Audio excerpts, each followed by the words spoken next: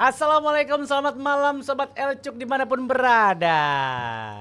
Ketemu lagi di acara Cuaks Cerita Halu. Anastasia Kosasi. Ya, betul sekali. Jadi program ini semua seputar cerita ibu yang satu ini ya. Iya. Dan kebetulan hari ini itu tentang kegiatan yang baru saja dilakukan. Dan pokoknya ada hubungannya kan sama lu kan? Ada. Lu baru aja nonton Oppenheimer, betul? Betul. Betul. Dan kesan yang gue dapatkan tadi sebelum kita live kita sempat ngobrol. Udah nonton? Nas? Udah. Gimana? Susah. Ribet. Lama. Itu kan ada yang kurang. Berat. Berat. Iya. Tapi ya gimana ya? Maksudnya kalau misalnya film yang nggak lama, nggak berat, nggak.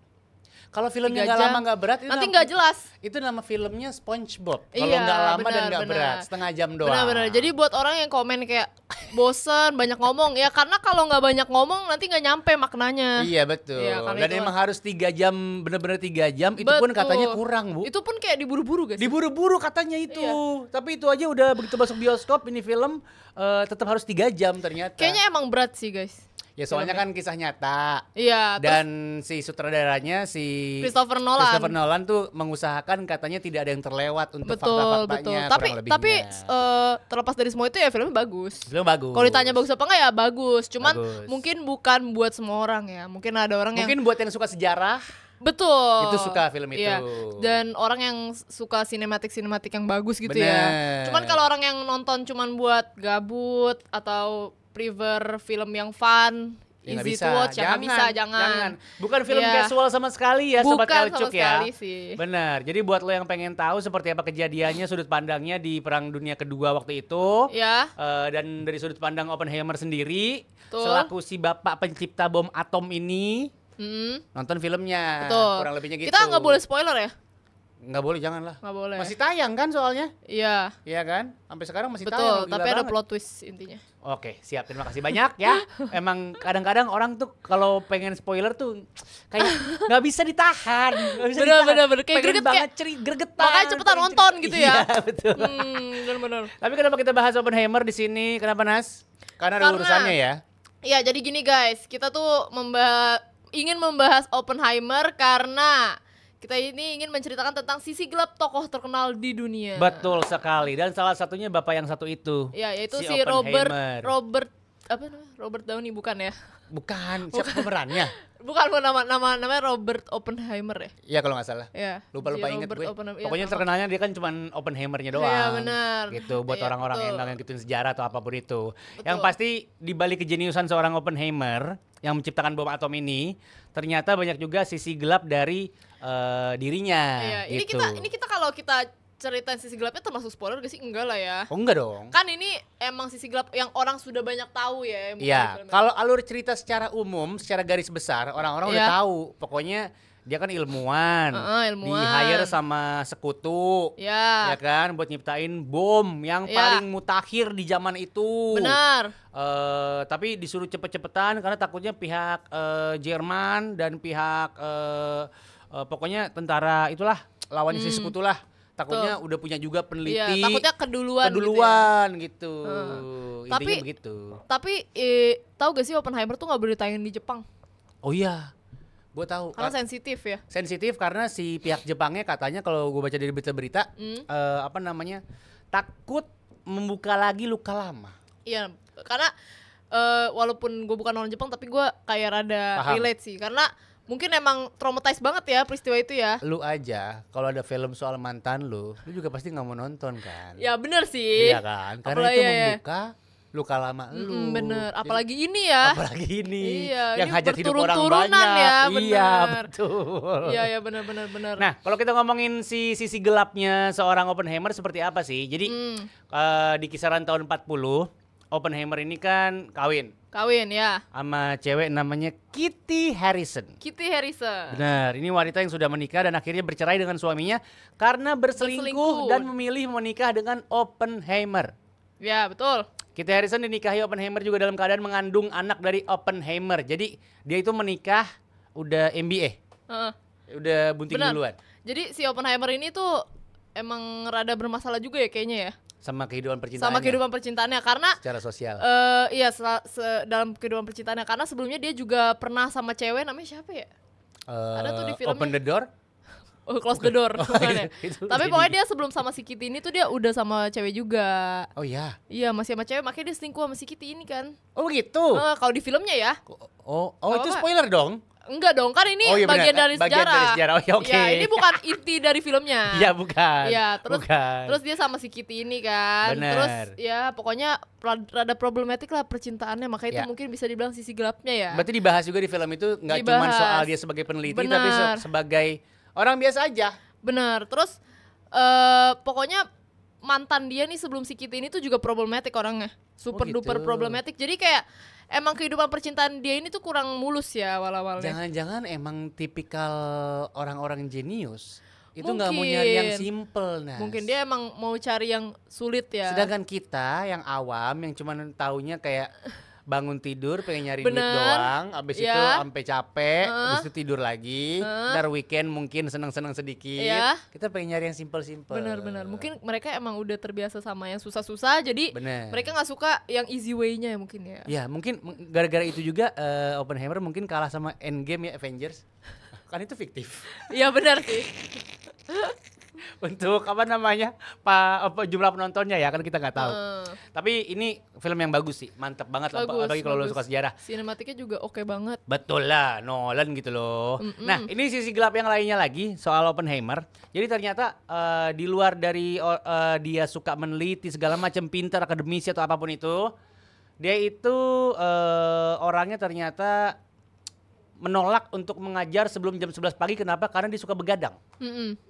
Jadi tipikal orang-orang jenius punya timeline sendiri. Benar. Ya. Kita ngikutin timeline mereka. Kita ngikutin timeline mereka. Alasan dia nggak mau ngajar pagi itu karena dia pengen begadang, dia demen banget ngerokok sambil ngobrol sampai larut malam. Benar. Ini berarti tipikal bapak-bapak kompleks sebenarnya.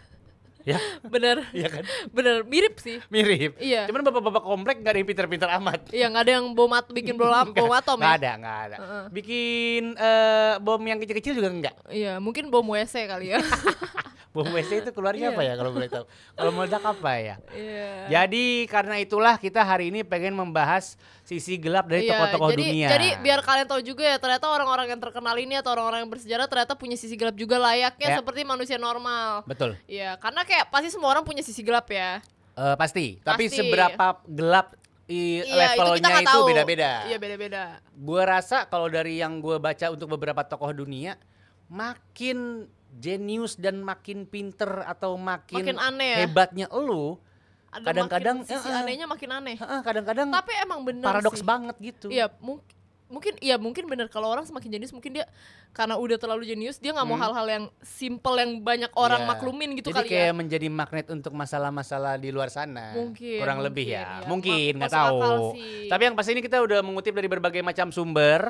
Ada beberapa tokoh yang sudah terkenal kejeniusannya juga dari sisi profesi atau bidang masing-masing, dan mereka hampir semuanya punya sisi gelap juga. Betul. Jadi bukan orang yang sempurna gitu loh. Ya maksudnya mereka juga manusia lah. Ya intinya gitu. Yang pertama siapa? Yang pertama tadi udah Oppenheimer ya. Udah. Oke, next. Sekarang ada John Lennon. John Lennon, siapa yang tidak mengenal John Lennon? Betul. Salah satu musisi terhebat sepanjang masa. Ya betul. Penampilannya keren dan menulis banyak lagu hits, baik bersama The Beatles maupun sebagai artis solo. Namun ternyata ada fakta itu yang tidak indah tentang John Lennon. Yang tidak indah berarti sisi gelapnya. Iya, betul. Ini dicuplik dari Vice.com. Lennon katanya memiliki karakter yang buruk. Wow. Dia adalah seorang penipu dan dia berselingkuh dengan Yoko Ono saat sudah menikah dengan istri pertamanya, Cynthia. Wow. Lalu setelah sudah sama Yoko Ono, dia berselingkuh lagi selama 18 bulan dengan asistennya Yoko Ono. Kalau ini sebenarnya gue udah tahu sih ceritanya. Oh iya. Udah banyak yang tahu. Kaget. Udah banyak yang tahu ya. Kan Beatles. Iya sih. Buat Beatlemania, Sobat Elcuk yang mau nama-nambahin di kolom komen, boleh. Komen, ya. Boleh. Ramaikan aja. Mumpung kita cuma live sejam ya. Betul. Sampai jam 9 doang. Iya. Okay. Nah, by the way, karena dia bisa dibilang ada histori berselingkuh ya. Jadi dia juga 2 kali lagi. Iya. Mungkin itu yang ketahuan, belum yang nggak ketahuan. Keren. Iya, belum karena dia ada histori suka berselingkuh, ternyata ini berpengaruh ke putranya juga. Iya, Julian. Dia menjadi ayah yang tidak cukup baik bagi putra pertamanya, Julian. Oke. Lennon sering memukuli saat bocah itu masih kecil. Di usia ke-5 tahun, Julian juga ditinggalkan oleh ayahnya. Selain anaknya, dia juga melakukan kekerasan kepada perempuan, termasuk 2 orang perempuan yang dia nikahi. Wow. John Lennon ketika itu soalnya timeline hidupnya kan beda sama Kak Seto ya. Mungkin ketika itu dia ada belum Kak ketemu Seto, Kak Seto ya. Iya, dia pasti akan kayak disambangin rumahnya sama Kak Seto. Hey, Bapak John, ini gimana anak kamu si Julian itu? Gitu. Iya. Dan Lennon sendiri mengakuinya dalam sebuah wawancara dengan majalah Playboy yang terbit 2 hari sebelum dia terbunuh. Allah. Wow. Ngeri kali. Dia bilang dia memukul perempuan manapun, namun ia menyesal dan mencoba mengintrospeksi dirinya. Itulah sebabnya dia sering membicarakan perdamaian, karena menurutnya orang-orang yang paling kejam lah yang mencari cinta dan perdamaian. Oh, mungkin kalau ini gitu. emang wataknya dia kali ya. Iya, jadi dia bikin lagu-lagu yang bagus, bisa jadi itu jadi kayak alter egonya dia gitu loh. Buat redemption, buat penebusan. Benar. Karena dia punya karakter yang kurang oke. Benar. Tapi dia juga sering bikin lagu tentang anaknya kan? Itu mungkin karena dia ada fun fact yang pernah gue baca soal John Lennon dan hubungannya dengan anaknya yang bernama Julian itu. Jadi gue nggak tahu ini valid apa enggak, tapi ini sudah beredar sejak lama, terutama untuk para penggemar Beatles ya, untuk terutama untuk Beatlemania. Tahu lagu Hey Jude? Tahu. Hey Jude. Itu buat si Julian ya? Itu katanya buat Julian yang nyiptain Paul McCartney. Jadi Paul melihat si Julian ini, kan biasanya lo kalau ngeband sampai tua, terus lo punya anak gitu kan, otomatis kan jadi kayak deket sama pasti anak personil lo kan. Nah, si Paul ini ngelihat si Julian itu sebegitu menderitanya sampai-sampai dia membuat membuat lagu si Hey Jude ini. Jadi Hey Jude itu sebenarnya Hey Jul. Hey Jul, Julian. Diplesetin jadi Hey Jude. Don't make it bad. Make it song and make it better gitu kan. Karena si Julian sesedih itu, Bu, ternyata. Iya. Tapi Julian berarti gitu. Julian si John Lennon tuh umur berapa ya? Pas meninggalnya. Lupa gua, kepala 4 kalau enggak salah. Julian berarti sekarang umur berapa? Nggak tahu, gue nggak megang aktenya. Coba tanya kelurahnya deh, kelurahan Liverpool di apa kabarnya ya si di Julian ya? Capil. Apa kabarnya? Nggak tahu gue kabarnya. Ya tapi kasihan sih. Tapi kadang gue suka bingung juga ya Kak, kalau misalnya orang yang kasar ke pasangannya atau ke anaknya, itu dia kasar ke temennya juga gak ya? Pernah mikir gak sih? Gue. Karena gue nggak punya story itu sama temen-temen gue. Jadi kalaupun gue misalkan ada temen gue yang kasar nih, gue nggak tahu dia di keluarganya gimana. Dan jadi kalaupun ada temen yang sedalam itu ya? Nggak tahu, nggak seakrab itu gitu maksud gue. Tapi ada temen gue banyak yang baik, tapi di keluarganya tetap baik-baik aja. Jadi nggak ada yang kayak temen gue yang baik ke gue, tapi di keluarganya dia kasar, gue belum nemu tuh. I see. Gitu. Tapi so far sih ya, kan maksudnya teman-teman gue kan rata-rata belum pada nikah ya. Tapi kalau misalnya mereka pacaran, ada nih satu teman gue yang dia orangnya lumayan kasar. Yang kayak dia sama pasangannya kasar. Belum mukul, tapi dia kalau marah misalnya nggak mukul pasangannya, tapi dia mukul meja. Mukul tembok, gebrak meja, tapi dia nggak sentuh pacarnya. Mukul pasangannya, iya. Cuman itu bisa mengarah gak sih kalau misalnya mereka udah nikah? Bisa dua-duanya sih, maksud gue bisa jadi dia sesayang itu sama pasangannya sampai nggak mau mukul, tapi dia tahu diri juga dia butuh pelampiasan. Tapi emang orangnya emosian gitu. Iya, bisa jadi begitu kan. Kan kita nggak ada yang tahu watak orang-orang. Iya sih. Ada banyak tahu yang kalau kita lihat di berita-berita yang terlihat orang tua yang baik, tapi ternyata tahu-tahu ketangkep lah apalah gitu, begitu ditanya RT RW-nya di sini baik orangnya. Bener. Tapi emang sifat orang tuh kita nggak bisa lihat dari kita temenan doang sih sebenarnya. Kadang orang tuh di rumah beda, sifatnya beda-beda gitu. Lo pasti sih. Di rumah kan, gue nggak tahu kayak gimana. Siapa tahu lo di rumah kayak brutal, makanin meja, iya, berantakin meja juga, ngancurin Lego adik-adik atau ponakan-ponakan lo gitu. Kan kita nggak ada yang tahu. Iya, kita di sini aja bagus. Iya, di sini aja diem gitu kan. Iya. Dan yang lo posting di sosial media lo kan juga yang lo pengen posting. Iya, kan? benar. Oh ya, jadi jangan pernah percaya deh sama postingan sosial media ya. Bilang kecuali klien gitu. Kecuali klien. Iya, kalau klien boleh kecuali percaya. kecuali brand. Apalagi brand yang bekerja sama dengan Percayalah, kalau brand serius. Anas tuh apa adanya. Iya. Apa yang diposting itulah dia. Maksudnya kalau terlepas dari pekerjaan kayak mungkin Iya, lifestyle orang. Iyalah. Lifestyle orang sih terutama ya. Hmm. Itu tuh kayak 99% lah. Gak usah sampai lifestyle lah, maksud Iya. gua omongan lo aja di sosmed sama di tongkrongan itu kan beda. Iya, benar. Pokoknya kayak watak orang di sosmed tuh Lo gak ada yang beda tahu lah. kan Anas suka ngomong kalau ngobrol gue nggak mau denger. Anas tuh kalau ngobrol kotor. Pokoknya jangan deh. Jangan sampai didengar deh. Iya. Ya maksudnya kayak makanya kayak jangan pernah percayalah di sosmed tuh kayak ya cover doang. Ya emang betul. Bener kan? Kita hanya ngeset apa yang kita ingin tunjukkan. Kita ingin tampak seperti apa, nah itulah yang kita share di sosmed. Setuju. Gitu. Dan sebaliknya ya, yang galak-galak di sosmed bisa jadi pas ditantangin kicep. Iya benar. Iya kan? Jadi kayak orang rata-rata beda lah di sosmed sama aslinya. Di sosmed, lo sini lo, awas lo ya, bla Pas bla bla bla. ciut. Maaf ya, kamu tadi bercanda. Maaf, yang ini saya mohon maaf. Postingannya juga udah saya hapus ya. Biasanya gitu. Bener banget. Oke. Udah ada John Lennon yang kita bahas sama Ya. Oppenheimer. Next, tokoh yang memiliki sisi gelap. Wow. Ini juga tokoh yang sangat amat terkenal ya. Iya ini kayak semuanya tahu pasti. Ini kita kembali ke ilmuwan. Ya. Albert Einstein, EMC kuadrat. Gue sampai sekarang nggak ngerti tuh rumus. Dia rumus apa sih dia nyiptain rumus massa Nggak ya? tahu. Nggak, E-nya apaan itu ya? Bukan massa Lupa. itu. Bukan ya, apa? massa? Ya pokoknya perfisikaan. Ya pokoknya Entah jadi dia tuh nemuin mekanika kuantum atau iya, apalah gitu. rumus yang bener-bener kepake banget sampai sekarang. Kalau misalnya nggak ada rumus ini kita nggak bisa menciptakan banyak hal.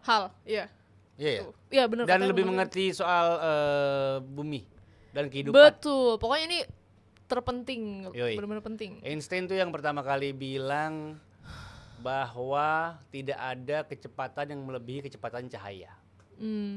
Dan yang membentuk semua. Wah keren dah. Keren lah, keren. Si Udah ngerti ramping. gue, orang gue anak IPS. Lo IPS sih Pak? IPS juga. Oke sip, kita skip aja ya.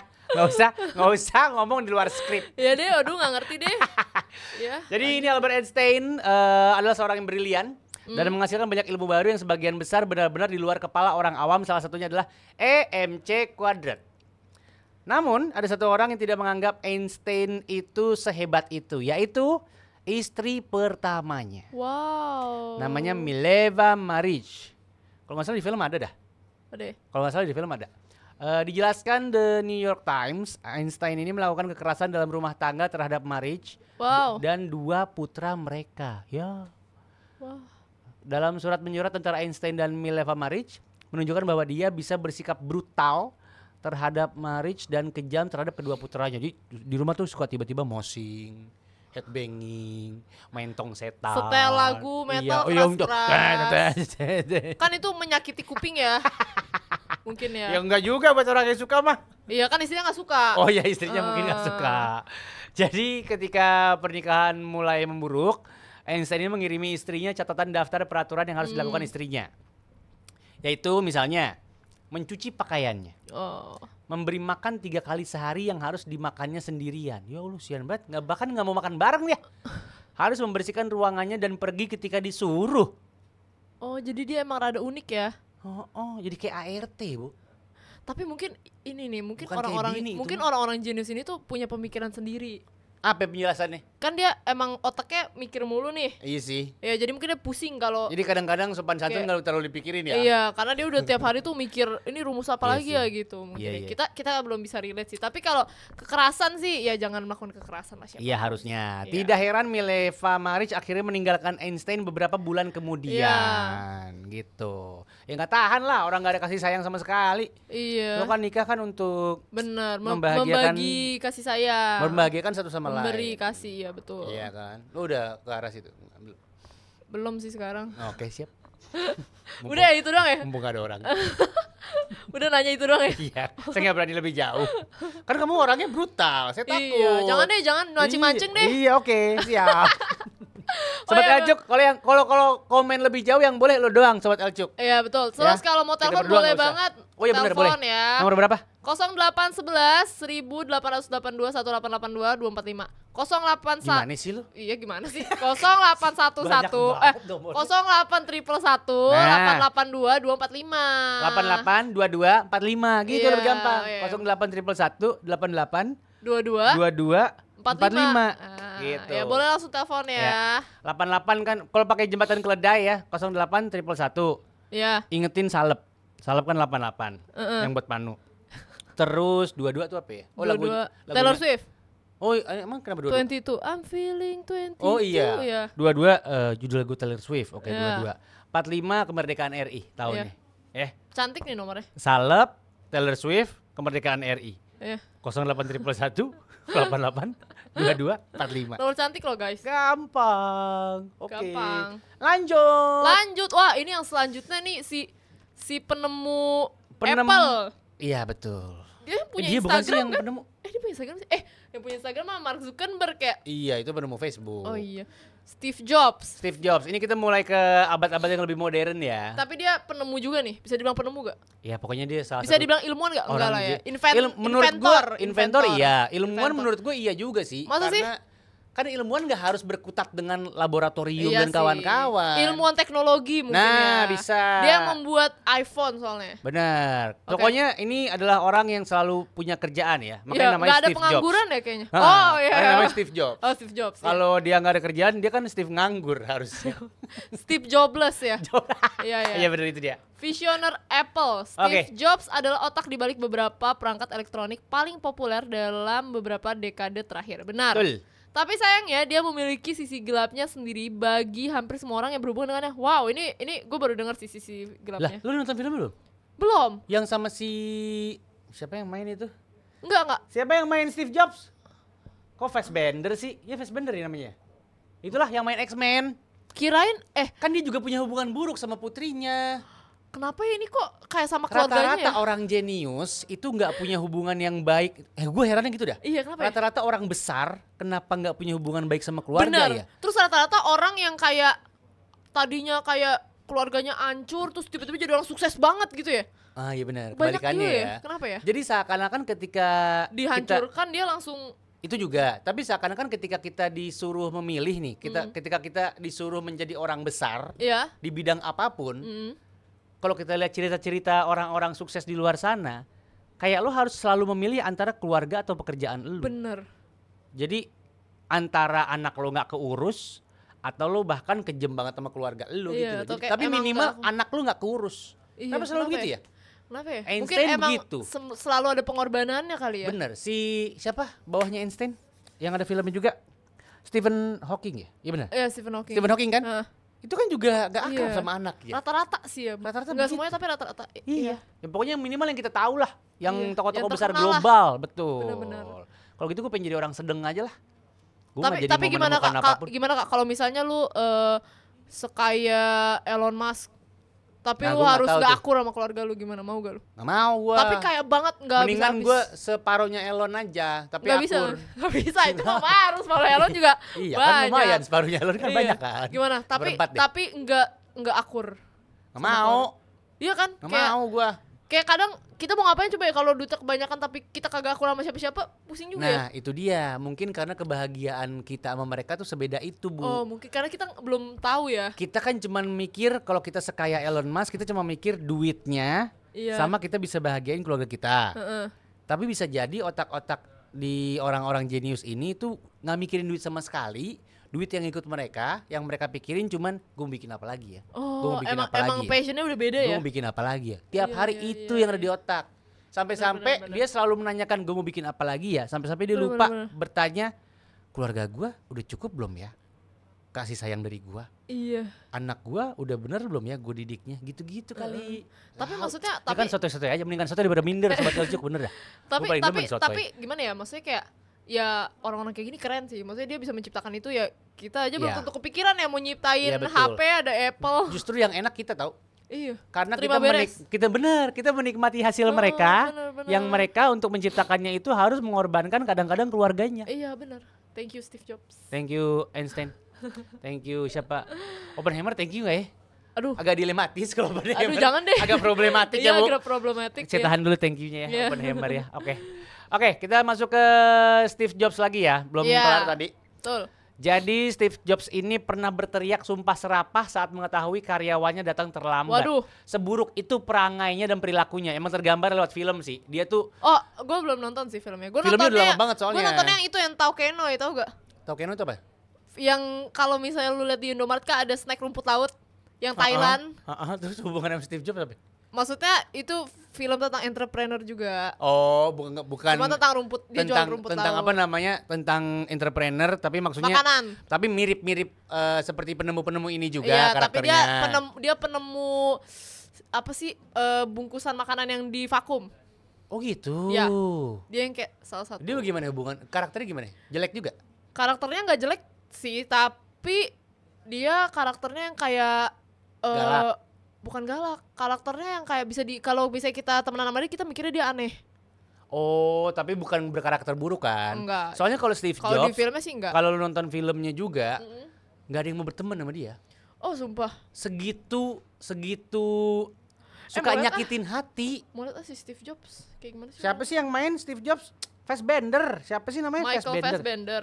Yang main X-Men, ya kan Fassbender kan namanya itu. Michael Fassbender kayak. Iya benar itu. Itu yang main Steve Jobs. Sampai teman deket dia dari lama aja bisa disakitin hatinya, Bu. Sumpah. Segitu nggak peduliannya nih orang sama pertemanan kadang-kadang ketika dia udah dia punya obsesi akan sesuatu gitu. Mungkin dia emang inventor, mikirinnya ya itu aja kali ya. Iya, makanya jadi kayak standar sama orang-orang yang lain yang tadi yang udah kita sebutin kan. Dan lanjut lagi soal Steve Jobs. Saat menjadi direktur di Pixar, dia memecat karyawan tanpa pemberitahuan dan tanpa pesangon. Wow, jadi dia kayak gitu ya? Sejahat itulah secara sosial ya. Sekejam itu ya? Dia juga mengacaukan salah satu karyawan pertama Apple dengan tidak pernah memberinya opsi saham. Ya, oke. Dan dia bahkan bertanya pada calon karyawan apakah dia masih perawan atau tidak. Bahkan putrinya sendiri, si Lisa, tidak mengakuinya sebagai ayah dalam waktu yang cukup lama. Oh, jadi dia emang orangnya... Iya begitu. Rada gaji ya? Karakternya sebusuk itu ternyata secara sosial. Tapi secara otak, penemuannya, ya, gitu ya. Sudut pandang terhadap brand atau mungkin sudut pandang terhadap bisnis, gila banget sih. Gila banget, emang pinter gitu. Banget, cuman ya karakternya ya agak kejam gitu ya. Tapi di film happy ending. Happy ending? Pada akhirnya dia memperbaiki hubungannya sama si Lisa. Didorong sama asistennya dan teman dekatnya itu, pokoknya dibantu sama orang ketiga lah ya.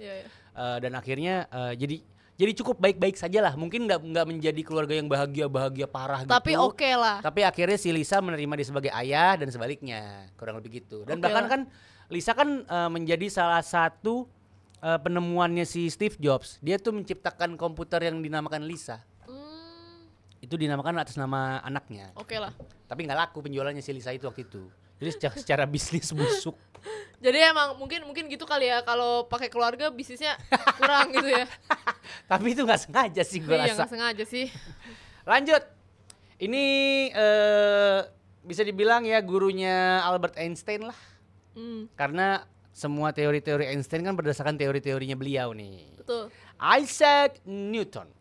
Betul. Silakan Bu Anes. Nama Isaac Newton selalu berada di buku-buku bersandingan dengan ilmuwan-ilmuwan hebat lainnya. Betul. Dia menemukan teori gravitasi, kalkulus, dan mematenkan 3 hukum gerak benda. Wow. Keren. Tapi Sobat Elcuk, ada nih yang nama yang jarang disebut dalam buku, tapi dia adalah salah satu ilmuwan yang besar barengan Isaac Newton. Siapa gitu? Ya?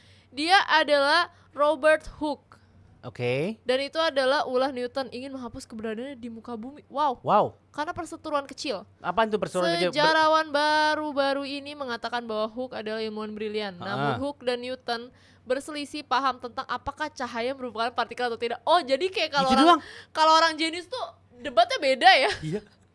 Kayak kenapa? Cahaya merupakan partikel atau tidak. Kayak kalau kita ngomongin cahaya ya udah terserah lu deh gitu kan. Kalau kita ilustrasikan, ini gue Newton, lo kan Hooke. Yang nongkrong nih. Iya nih kayak. Apa kabar? Baik. Hook, baik. Gimana lu? Alhamdulillah. Lagi apa? Bentar. Kenapa Isaac Newton ngomong alhamdulillah? Islami banget. Gimana kayak lagi neliti apa? Lagi mikirin cahaya gue. Kenapa cahaya? Cahaya kan berpendar gitu ya. Iya, gue tuh lagi mikir spektrum dan ionase dan arbitrase dan asosiasenya itu, gue berkesimpulan kayaknya cahaya ini partikel dah. Aduh, lu nggak pernah lihat sih? Gue pernah neliti cahaya. Itu tuh bukan, karena itu dari yang lu sebut tadi aja ya, kayak dari ionasenya, dari arbitrasenya, saturasinya itu tuh nggak bisa. Nggak bisa apa? Nggak bisa menjadikan dia partikel? Nggak bisa lah. Nggak, lu tau dari mana? Sekarang gini deh, kayak lu lihat nih partikel-partikel lain, nggak ada yang kayak cahaya komposisinya. Jadi cahaya bukan partikel? Bukan. Nggak, maksud lu tuh apa? Lu tuh belajar di mana? Ya gue kan lu itu kan IPS, gue tahu. Tadi lu ngaku. Lu nggak usah sok-sokan. Pelayan, Bill. Saya nggak bisa berteman sama dia lagi.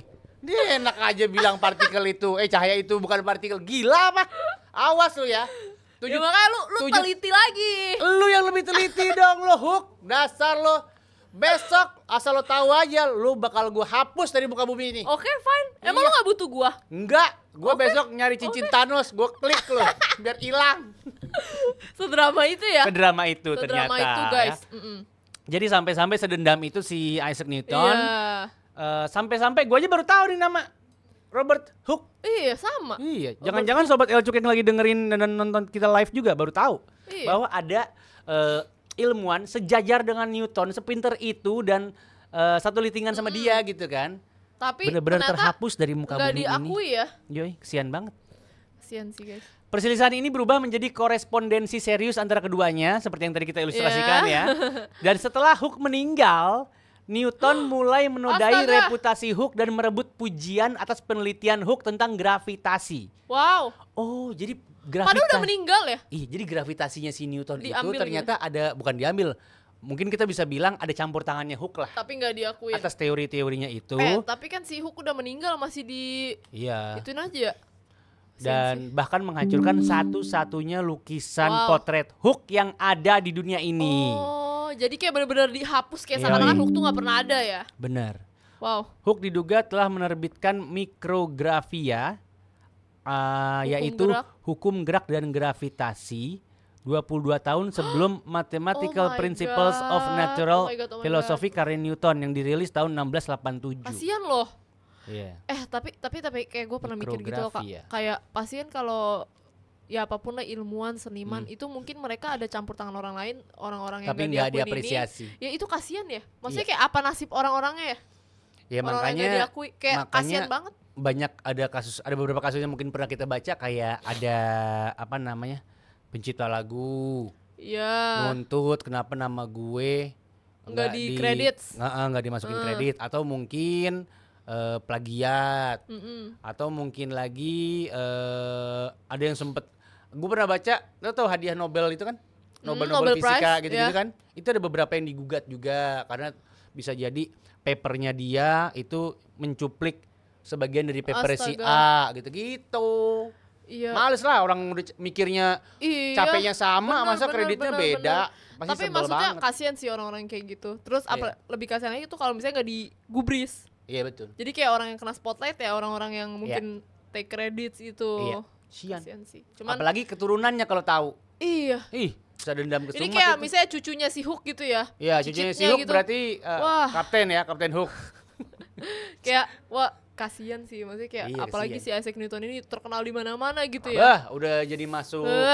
Ada buku Michael H. Hart itu Newton masuk urutan keberapa orang paling berpengaruh dunia selama dunia ini ada. Iya, makanya aduh ini Hooke malah kita nggak tahu. Cicit-cicitnya Hooke yang nonton ya. Ya. Sorry ya. The cicit of the Hooke.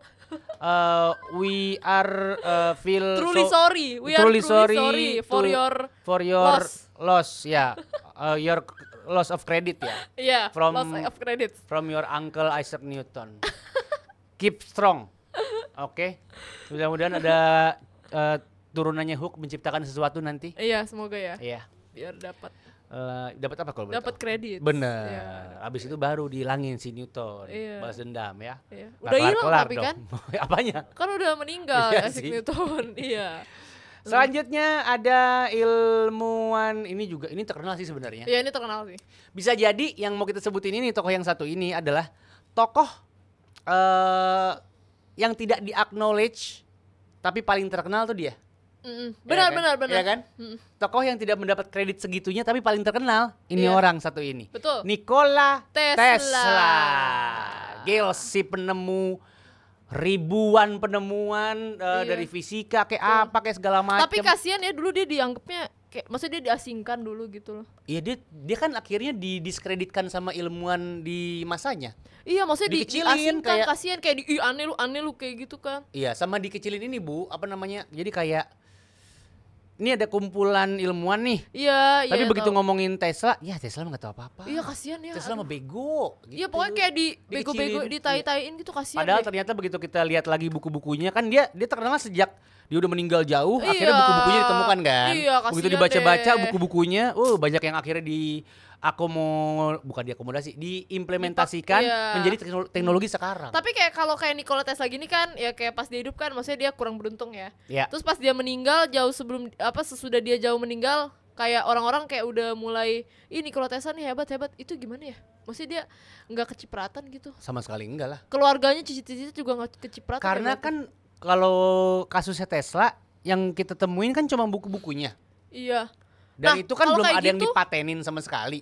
Iya sih. Tapi kalau kayak gitu berarti itu bukunya ya udah ambil aja, itu jadi hak milik yang ngambil, terus nggak dikasih kredit ke siapapun. Kalau buku lo, misalkan aduh maaf nih ya, jangan lo dah. Siapa ya? Ada orang lain mati lah ya. Misalkan si A mati nih. Pas si A mati, kita nemu buku-buku gambarnya si A. Iya. Buku gambarnya si A itu banyak gambar-gambar gedung. Iya.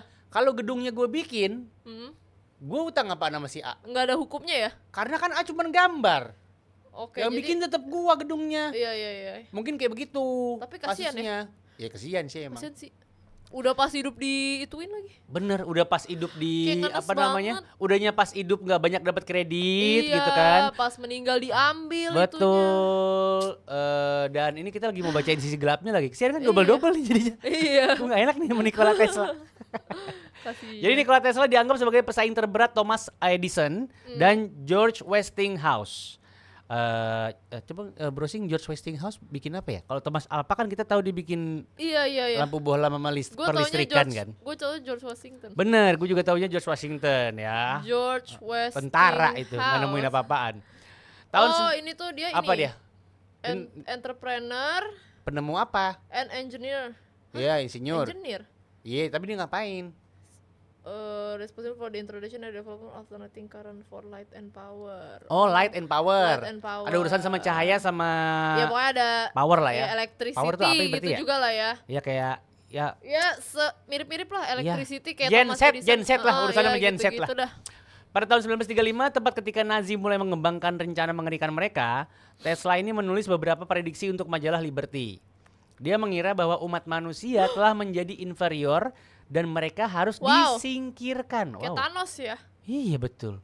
Dia juga menyarankan agar hanya orang-orang yang dianggap pantas yang boleh menikah dan menghasilkan keturunan. Maksudnya biar nggak ada bayi-bayi bego gitu maksudnya. Oh, yang dianggap inferior. Iya, secara genetik tuh nggak bagus otaknya gitu-gitu. Oh, I see. Agar tidak ada lagi keturunan-keturunan yang dianggap inferior. Itu sebabnya juga Tesla sendiri pun tidak pernah menikah. Oh, tapi kayak emang zaman dulu tuh banyak orang-orang yang punya anak, bukan orang-orang yang punya anaknya tuh inferior dalam artian kayak sorry ya, misalnya fisiknya cacat. Oh, kalau itu gue tahu dulu. Pak, maaf siapa namanya? Anas ya? Iya. Kenapa bapak? Iya, jadi mungkin maksudnya gitu kali ya? Nggak tahu sih. Nggak, tapi gini, zaman dulu itu sering banget orang nikah saudara deket. Iya. Itu yang membuat banyak banget akhirnya anak-anaknya itu yang secara genetik tubrukan. Iya. Jadi ya entah lahirnya jadi kayak punya penyakit psikis gitu-gitu dan bisa cacat secara fisik dan mental. Gara-gara dulu tuh banyak banget. Dulu demen banget orang sepupu kawin. Terus kayak kalau dulu tuh gara-gara kayak kalau zaman-zaman yang kayak masih kerajaan kan karena mereka takut diambil tahta sama orang gitu kan. Iya benar. Salah satunya itu juga. Iya. Dan untuk ini kemurnian darah. Benar. Jadi seakan-akan nikah sama sepupu dekat tuh nggak apa-apa. Padahal secara genetis itu nggak bisa. Jangan kalau bisa karena terlalu dekat. Ya. Selanjutnya, ini kita beralih dari sosok ilmuwan ke sosok politisi. Siapa nih, coba lihat. Winston Churchill, ini mantan Perdana Menteri Inggris di Perang Dunia Kedua, di eranya Perang Dunia Kedua. Jadi Winston Churchill ini dianggap pahlawan, wajahnya ada di uang kertas 5 pound dan pernah terpilih sebagai orang Inggris terbesar sepanjang masa. Wow. Dia adalah pemimpin yang brilian di masa perang dan sangat penting dalam membantu mengalahkan Nazi. Anehnya, pandangannya justru terdengar sangat mirip dengan Hitler. Oh iya. Filmnya udah banyak, film biopiknya Churchill.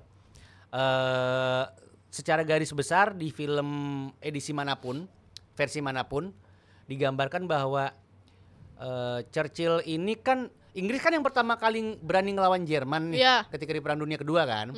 Justru dia nih yang ngelobi-lobi buat Amerika ikut yuk, negara ini ikut yuk, gitu-gitu. Karena dia tahu dia gak bakal bisa menang sendirian.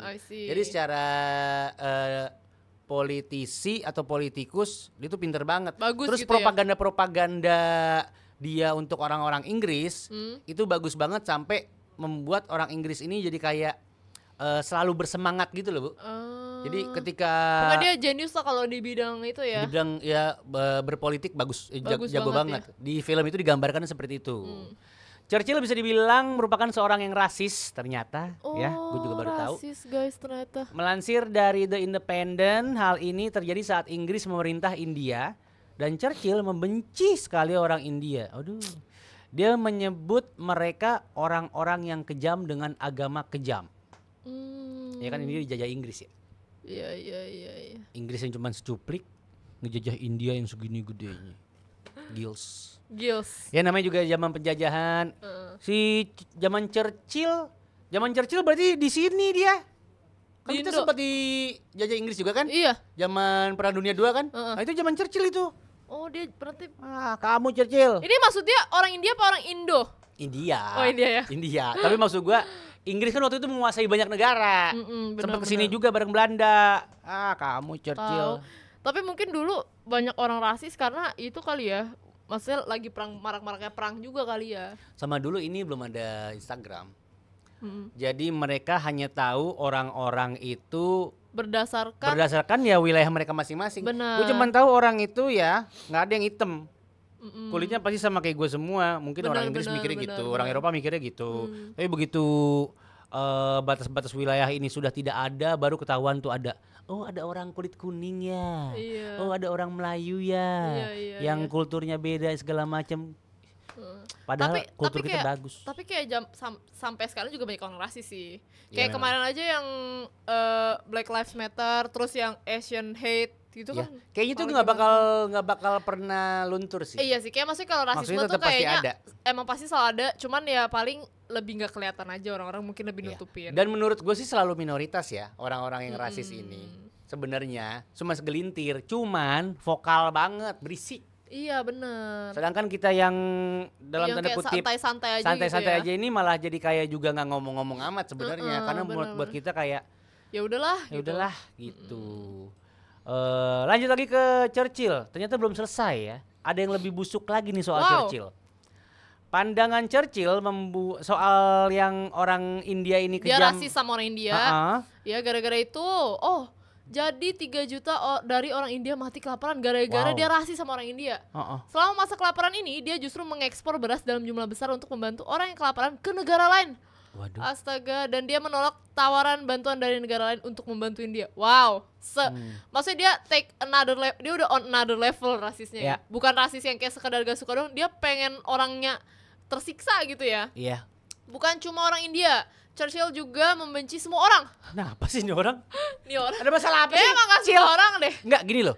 Di nama lo itu ada chill. Bisa gak lo chill? Iya. Hah? Kenapa lu harus benci itu sama semua orang? Chill deh, Churchill.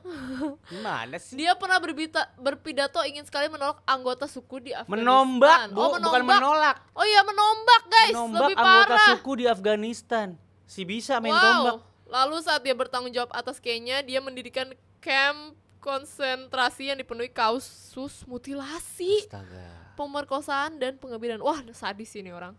Gila gelap banget ini mah. Ini gelap banget sih. Maksudnya sampai udah ini sampai menyiksa dan membunuh ya. Menyiksa dan membunuh kayak ini on another level sih. Makanya ada pepatah ya. Kadang-kadang kalau mau dipukul rata, orang itu lebih baik bodoh daripada pinter. Masa? Karena takutnya dia jadi orang jahat. Benar. Kalau orang bodoh jadi orang jahat, dia nggak tahu banyak. Nggak tahu banyak. Benar. Tapi kalau orang bodoh, orang pinter jadi orang jahat, itu ngeri banget. Ngeri banget karena dia tahu banyak. Iya. Intinya the less you know. Dan bisa bisa berkembang, memanipulasi, menutup-nutupi. Tapi orang yang jahat rata-rata pinter tahu. Iya ya. Yang kayak jangan jahat banget gitu. Tapi kan banyak yang jahat doang aja, tapi bodoh, akhirnya gampang ketangkep. Iya, itu iya banyak sih. Kalau orang jahat tapi pinter kayak itu, apa ya? Ya itu belum ketangkep. Biasanya di rutan KPK orang jahat tapi pinter ya. Pokoknya orang jahat tapi pinter rata-rata belum ketangkep deh kayaknya. Iya sih harusnya. Iya, kalau udah ketangkep dia mendapat gelar bodoh berarti ya. So far pinter acting pasti ya.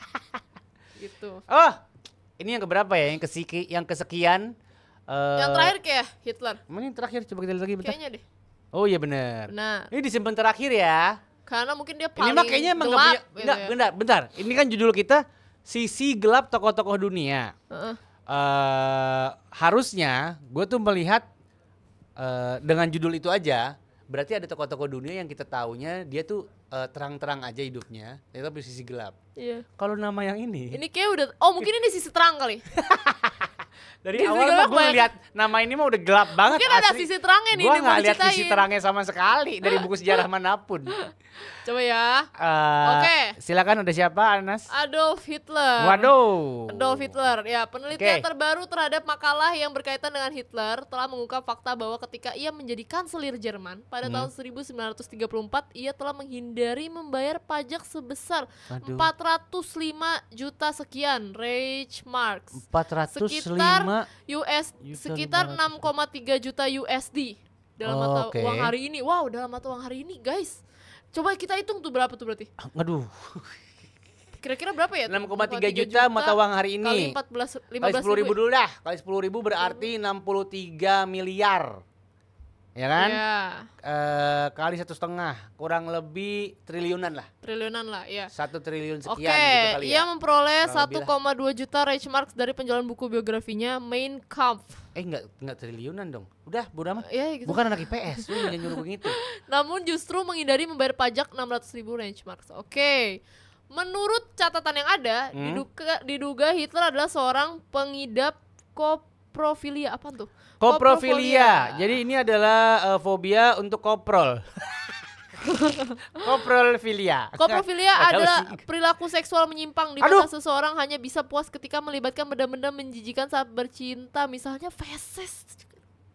Gue curiga ini dah propaganda barat. biar pada benci. Ini over banget ya. Ya makanya tahu dari mana? Ini kayak jijik banget. Kalau lagi Ewita pakai tai kucing, tahu dari mana? Aja lu. Mungkin karena nggak tahu ya, terlepas dari benar atau enggak. Mungkin soalnya kadang-kadang Barat kalau nulis Hitler tuh segitu mungkin ininya. banyak yang nggak suka juga sama dia. Jadi biar kayak orang mandang Hitler tuh kayak, ternyata dia selain jahat dia juga menjijikan gitu. Mungkin begitu. Biar kayak makin. Tapi kan kalau bukan fakta harusnya nggak usah diberitain. Harusnya kan tetap harus ada unsur keadilan ya, Bu. Jadi kayak gue curiga nih. Iya, ini curiga sih. Tapi kalau misalnya benar, jijik sih. Bercinta dengan feses dan air kencing tuh apa? Jijik sih. Maksudnya mungkin kayak dibeolin gitu ya, jijik banget deh. Kayak bau anjir. Lagi. Kayak geli banget sih kalau beneran. Kalau Hitler lagi naik motor, naik mobil gitu, dia ngeliat kayak tai kucing. Turn on gitu ya. Yoi. Najis banget. Tai kucing bau banget lagi. Kalau enggak ngeliat ini supir ojol kencing tembok.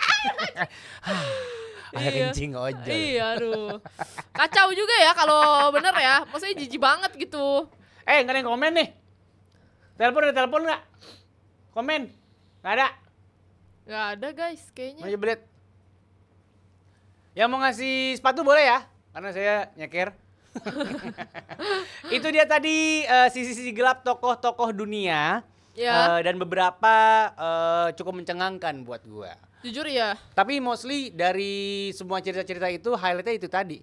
Kadang-kadang orang jenius itu harus ada yang dikorbankan dalam hidupnya. Benar. Jadi kayaknya kita untuk menjadi manusia yang fulfill alias komplit. Jadi lu bener, jenius juga, Terus lu family man juga.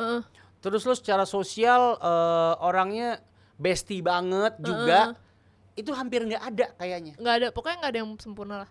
Terus jadi kayak kalau lo tinggi banget di satu lini hidup lo, which is misalkan pendidikan lo karir, gitu, atau karir lo gitu ya. Biasanya ini nih nggak bisa setinggi itu yang lainnya. Benar. Pasti ada di bawah jadi levelnya. kayak maksudnya semua ada pengorbanannya ya. Maksudnya kita nggak bisa maruk punya semua. Iya, karena setelah dipikir-pikir waktu itu kan cuma 24 jam ya. Lo untuk menjadi great alias luar biasa, lo harus menghabiskan kayak mungkin 3/4 dari 24 jam itu. Betul. Untuk mengejar titik yang lo tuju itu. Benar. Entah karir, entah keluarga, entah apapun itu. Betul, setuju. Gitu. Jadi kayak emang susah lah ya. Keren banget kita dah. Kayak kita bisa mulai gantiin Mario Teguh. Kita keren banget ya. Parah. Luar biasa. Motivator. Ya tapi benar sih, setuju sih. Terus kayak highlight dari perbincangan hari ini mungkin juga kayak semua orang terkenal, semua orang pinter kayak atau apa pasti punya sisi gelap ya. Maksudnya mereka tetap manusia gitu. Oh berarti gini, berarti lu gak boleh fanatik buta sama seseorang. Iya. Karena kita nggak tahu seberapa gelap sisi dia yang satu lagi. Iya, daripada lu sangat mendewakan seorang terus ternyata pas lu tahu sisi gelapnya lu kecewa, terus lu jadi kayak ternyata gitu. Iya. Jadi kayak gitu. Ekspektasinya jangan ketinggian. Jangan lihat orangnya, tapi di sisi lain lihat apa yang dibicarakan, jangan lihat orangnya. Sebusuk-busuknya tuh orang, lihat saking dia nyimaknya dia sampai senguap itu dengan kata-kata gua. Si Anas, saking dia termotivasi dan bangun tidur di hotel loh, lagi live gini-gini. Ya guys, pokoknya soalnya kadang-kadang ketika ada orang yang sudah terkenal jelek nih, sebenarnya apapun dia ngomong nggak bakal dengerin. Bener, kasihan aja. Dan lebih kesian lagi fakta yang adanya itu jadi nggak. Iya benar. Jadi nggak diterima sama semua orang. Padahal itu fakta yang nyata ya begitu. Intinya ya gitu. Yang terlihatnya seperti apa belum tentu seperti itu ya. Ya kurang lebihnya gitu. Don't judge book by its cover, man. Even salt looks like sugar. Coba lu kasih aja contoh nyata tentang lu ya. Dari kalimat don't judge book by its cover. Yang kecil-kecil aja. Oke. Yang, apa ya? Yang followers lo tahu, yang netizen tahu soal lo, misalnya A B C D E F G H I J K L M N N. Oke. Satu yang mereka nggak tahu tuh apa? Apa ya? Mungkin kalau kayak di Instagram. Boleh sifat kayak boleh salah satu kebiasaan. Iya. Apa kurs aja gitu ya? Lo lah gitu. Apa ya? Gue orangnya jorok sih. Sejorok apa? Ngupil. Jorok aja. Ya, jorok tuh maksudnya nggak rapi atau gimana? Apa nggak rapi. Makan tanah nggak rapi. Jadi handuk di kasur. Nggak separah itu. Oh nggak separah itu? Ya nggak rapi aja. Biasa aja. Lemari berantakan. Iya, lemari berantakan. Jadi lo abis nyobain baju nggak dilipat lagi tapi langsung brak gitu. Iya, benar. Oke. Benar, ya kayak gitulah. Itu doang. Iya. Mobil juga nggak rapi. Mobil parah. Separah apa? Belakang kayak, apa isinya? Kan maksudnya kalau misalnya gue kayak kerja gitu kan bawa baju ganti ya. Iya. Udah itu ditaruh aja di belakang. Nggak dicuci, nggak dikeluarin. Dibrekin di situ aja. Iya. Tahu tungau nggak tungau? Tahu. Kayak udah ada deh. Kayaknya udah ada deh. Dengan PD-nya. Ya pokoknya separah itulah. Setidak rapi itu. Pokoknya tiap kita live kita akan mengeluarkan satu aib dari Anas. Lama-lama jadi bukit ya, lama-lama aibnya nggak ada lagi. Oh iya betul. Kalau semua orang tahu bukan aib kan lagi tuh. Penting live-nya panjang. Iya benar sih. Ya kan? Besok lo stok lagi satu ya? Iya. Besok gue pikirin. Karena gue takutnya daripada produser kita nulis skrip panjang-panjang, kayak lebih menarik aib lo atu dah. Benar. Iya. Kita taruh di akhir. Gue bumbu-bumbuin dikit ya. Iya. Biar kayak ini feses dan air kencing gitu ya. Gak usah. Ya udah jam 9 juga. Iya, oke. Jangan lupa setiap hari Selasa dengerin dan nonton di YouTube channelnya Elcuk Entertainment, yaitu Cuaks. Apa itu Cuaks? Cerita halu bareng Anastasia Kosasi. Betul sekali. Gua nggak tahu besok kita mau ngomongin apa lagi. Ya, tapi yang pasti sudah kita sahkan tadi ya. Pokoknya setiap episode akan ada aib Anas. Betul. Kita buka di akhir. Di akhir sesi. Tidak apa-apa. Oke, nggak apa-apa ya. Ini demi semua rating. Demi rating ya. Betul. Nanti kita akan juga usahakan ada adegan di menit ke-30 atau menit ke-35 kita berdua nangis lah. Karena nangis tuh buat rating katanya. Buat thumbnail ya. Iya. Gak tau nangisin apa, bodo amat lah pokoknya ya. Yeah. Di follow juga Instagram kita, ada Langit Musik sama Elcuk Entertainment juga ya. Kalau gitu saya Kamal Rashid pamit. Saya Elsa Kosasi pamit undur diri. Sampai ketemu di Cuaks berikutnya. Bye. Bye. See you guys.